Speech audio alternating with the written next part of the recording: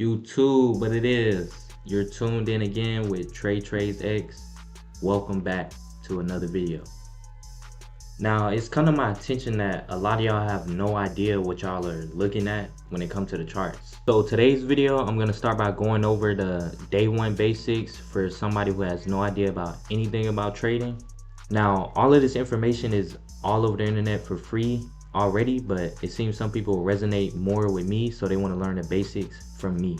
So by the end of this video, you should not only know what you're looking at when you see a chart, but also know some of the terminologies that I'm saying when it comes to trading. And this is mainly for the people that's constantly asking me to teach y'all trading, because it's a lot of y'all. So this is my way of reaching out to all of y'all. So pay attention, take notes, and if you already know what you're doing, you don't even got to watch this for real.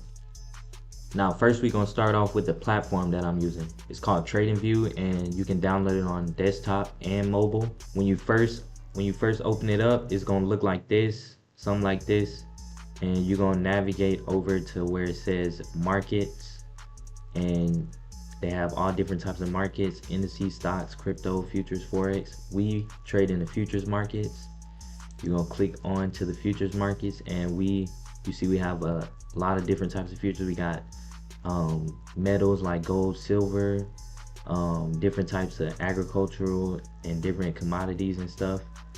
I mainly trade the S&P 500 E-mini, so that's just the futures contract for the S&P 500 stock. So when you click on it, it's gonna take you to this kind of like page, and you want to see the full chart of it. Now, once you see the full chart, it's going to take you to the actual chart that I'm on. So before we get into the charts, you need to know exactly what you're trading. So a futures contract is an agreement to buy or sell an asset at an agreed price in the future. As day traders, we don't really care about that too much. All we care about is trading the price movement of these contracts. So if I go to some different markets, all these markets represent different futures contracts. So we have NQ, which is NASDAQ, and gold, which is gold futures. Now, getting into what is a chart is simply a picture of price movement over time. Looking to the left, it represents past price movement, and looking to the right is the present and the future price movement, which you can't see yet. All this represents is simply just buyers and sellers agreeing on different prices. And to the right over here, these numbers going up and down are price, and the green line with the green highlighted number represents the current price. And to the left over here, these sell and buy buttons represent the current price that you can buy or sell at. If you buy, you're expecting price to move up. If you sell, you're expecting price to move down. Now, everything on this chart is made up of candlesticks, and a candlestick is basically just price moving in a certain period of time. Now, getting deeper into candlesticks, they're represented by an open, high, low, and a close. Now, you're probably wondering, why are candles different colors? A green candle simply just means that buyers took control and pushed price up in a certain period of time. And a red candle simply just means that sellers took control and pushed price down in a certain period of time. Now, if you're wondering what these lines represent on the end of the candles, these are called wicks. These wicks simply show us price pushed to an area but couldn't close in that area.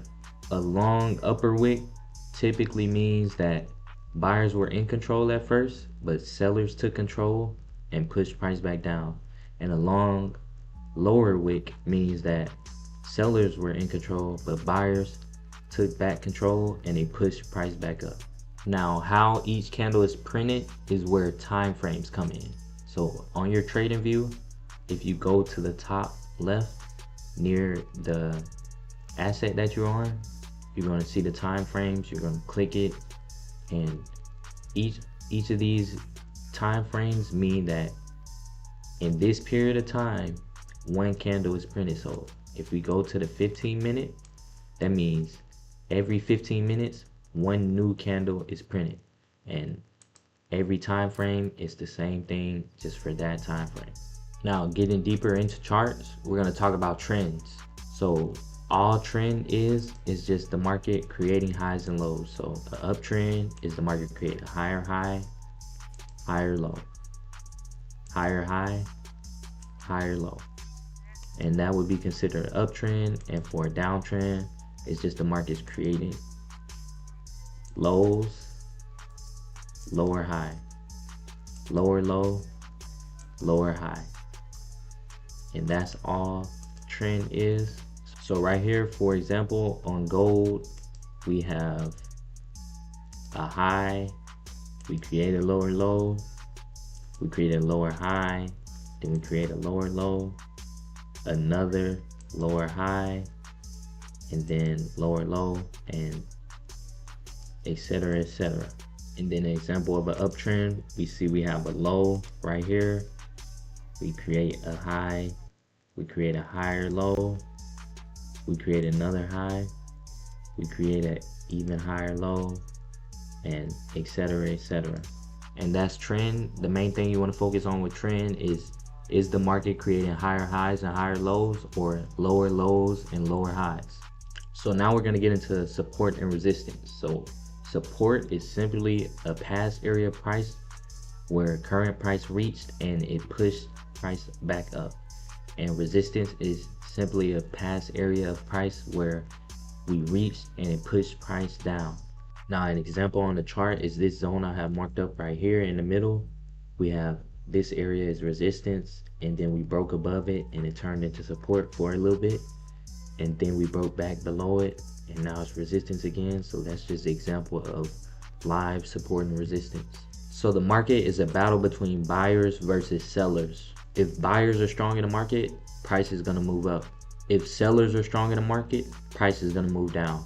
Everything that you see on this chart all comes back to this battle between buyers versus sellers. So now all that ties into market structure.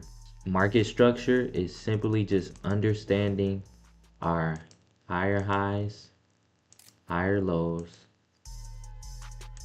our lower lows and lower highs, and understanding where our support and resistance areas are. Instead of trying to predict the market, as successful traders, we want to read the story that price is telling us. So simply put, market structure means understanding whether buyers or sellers are currently in control. So now let's get into the terminology. When I say long or buy, I'm buying because I think price is going to go up. And when I say short or sell, I'm selling because I think price will go down.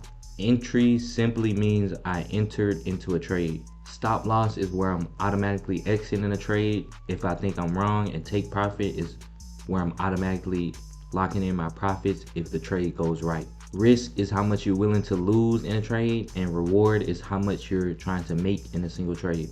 Risk to reward ratio is the ratio comparing how much you're risking versus how much your reward is in a trade. So for example, if I risk $100 to make $200, that is a 2-to-1 risk to reward. Liquidity is just an area on the chart where a bunch of orders are sitting at.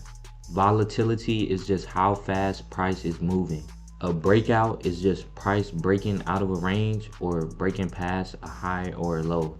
A pullback is just price temporarily moving against the trend before continuing. So let's pretend we never seen this chart before.